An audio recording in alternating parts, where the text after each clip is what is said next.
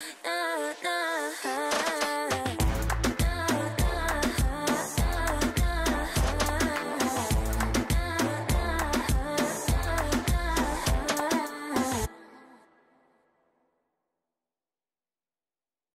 you guys, welcome back to my channel. So today I have a really good one for you guys.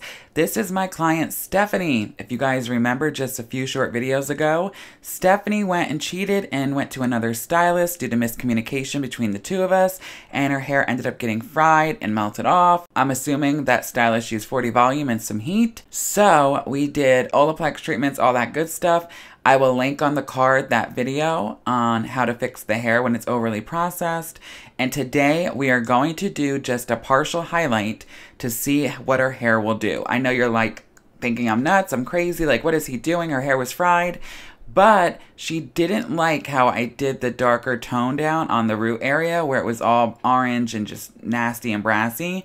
So we're going to focus more so on that fresher hair, which is around the first 2 to 3 inches. I'm not going to really overlap, just darker pieces that I think can handle it. And by doing this partial, it's going to be quick to foil, quick to watch, and we can really pay attention to it and give us an idea of what we can go and do in the future to see if we're able to actually go any further with the hair. Down to the ground, you're dragging me. It's constantly. No, I won't make a sound. I love the pain. It sets me free. Keep in mind that when you're doing something in this kind of situation where she had her hair fried off and damaged very, very badly, and, you know, you're going in and you're doing bleach just a few weeks later, you got to make sure you already talk to your client. You really explain everything to them. Make sure they really understand. Stephanie, she went to beauty school for a little while back in the day, so she knows how hair works. She's had her prior bad experiences before me. So this time that she had her hair melted off by the other person was not as nearly as bad as the time that she had like all of her hair melted off just a couple of years ago. So she's been down this road before. Bleach is very damaging at the end of the day. We know it is. But, you know, at the end of the day, in order to get to certain goals that your clients want, you got to overlap. You got to use the chemicals that are required. And it's going to damage the hair. And sometimes, you know, you're going to have damage.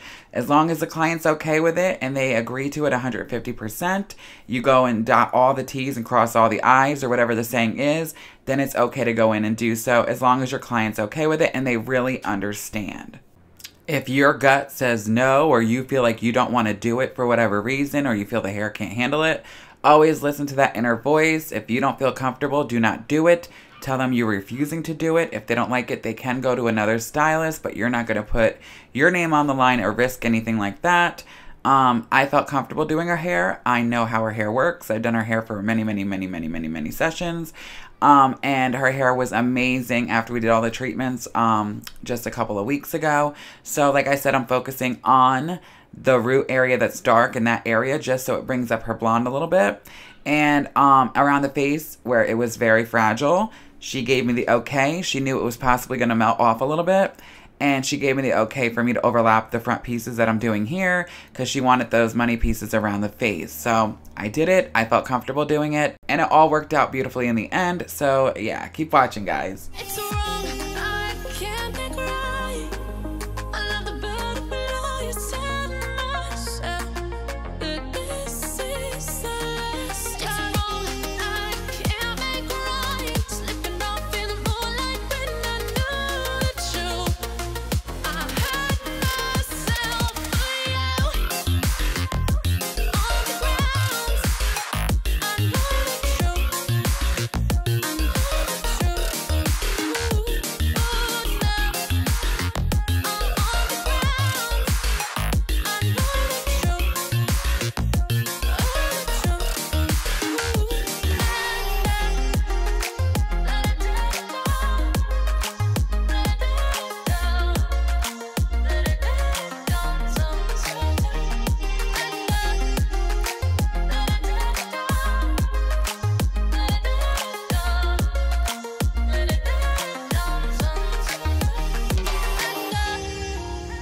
I'm shaking now, 'cause you say those things, then shut me out.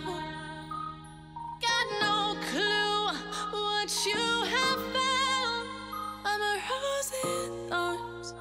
but you cut me down.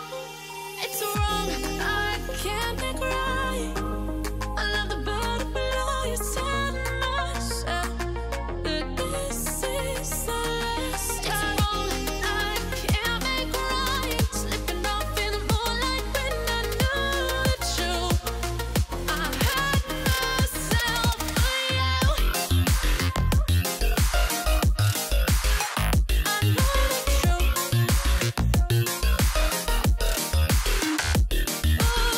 Another thing to keep in mind, guys, is when you're working with blondes or color corrections or anything in general that is damaging or possibly harming the hair, it is so important to have a consent form. I've been working on one the last several months. I want it to be perfect.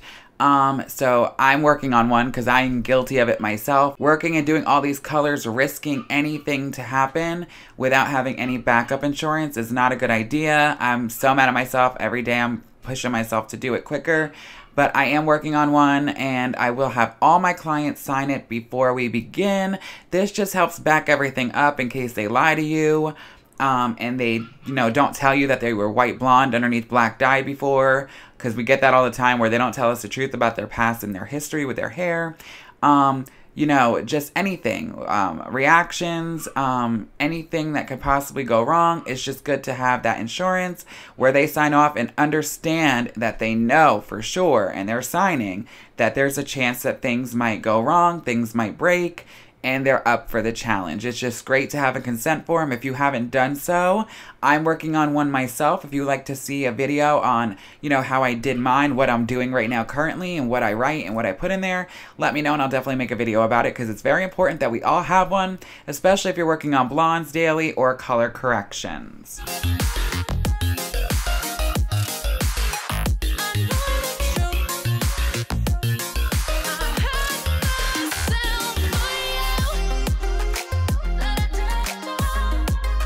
So I let her process for 45 minutes, and then I pulled the foil, shampooed her with Olaplex number 4, put Olaplex number 2 all over her mids and ends, and now I'm going through and actually doing a root shadow. I know you guys are probably thinking she wants to be lighter at the base, and I just lightened her hair up. Why am I going through and using a 3.5 level on her and darkening it up? When you do highlights and then you shadow them, it's really cool because it's almost translucent with Shades EQ to the point of where you can still see them come through. And as she washes her hair more and more and more, they'll become more prominent, but it also knocks out any brass, any orange. What happened was we did use permanent color on her a few times because she was so bothered by her grays, but now I convinced her otherwise. As she sees, it's very hard to kick through. When she went to somebody else, they literally left her with chunks and it was bright orange red. So I definitely linked that video on the over-processed hair of our last session with me and her a month ago on the card. Go check it out before you watch this one, or go check it out and then after you watch this one, whatever, just check it out. It's really good, very informative, and real life. I also toned her with level 9 Shades EQ, 9P, 9V, 9G. I love 9V and 9P for that nice icy blonde, but that G in there just to reflect and keep it from going too dingy and anything like that. Look how beautiful, guys. This is our final results. Even though I shadowed her with a 3N, 4NA, you can see how it's still lighter up to the base, and it just looks so good. Beautiful. Perfect tone on her skin. We're obsessed with it. Very minimal damage, very minimal breakage, and it looks very, very good. We are not going to push her to go any lighter from now on for the next few months to years. We're just going to let her hair grow, trim it up, keep it healthy, and just retouch the roots with a baby light retouch. All right, guys, that's going to do it for today. As always, I love you all so very much. I hope you learned something. I'll see you in the next one. As always, so long for now, guys.